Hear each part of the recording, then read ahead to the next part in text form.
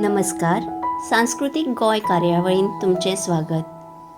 आयज तुमचे मुखार आई नवदुर्गा मडकय जात्रेची कांय खीण चित्रां सादर करता.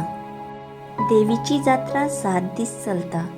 ह्या दिसांनी नवदुर्गा देवी वेगवेगळ्या आसनांचेर बसता.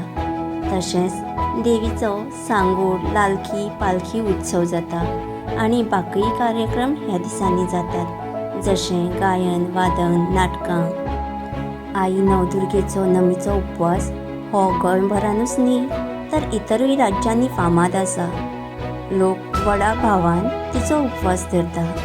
आई भक्तांच्या उल्याक पावता. देवीच्यो कुळावी सुवासिनी व्हडा उमेदीन उपवास धरतात न्ही पुरसाक आनी देवीक दिवजां पेटयतात. नमी दिसा 4 वरांचेर देवीक उफार जाता. तशेंच देवीचो रथोत्सव दुसऱ्या दिसा सकाळीं 5:30 वरांचेर जाता आनी देवी मागीर आपल्या मूळ स्थानार पारापय तळयेकोळ हांगा वता. थंय तिच्या दर्शनाक लोकांची गर्दी जाता.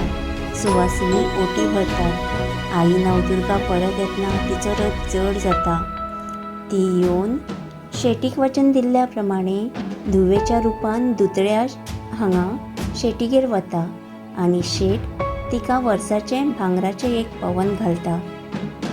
आंब्याचो तेंप नासलो जाल्यार सुद्दां देवीच्या रथाक आंबो हो पळोवपाक मेळटाच. ही देवीचीच सासाय. ही जात्रा म्हणजे सगळ्यांसाठी एक मोठी परबी आसता. देवी शेटीगेर सावन देवळा कडेन येता आनी सुरू जाता ती रथाची तयारी. देवी रथान बसून नाचूंक लागता आनी सगळे भावीक गायता.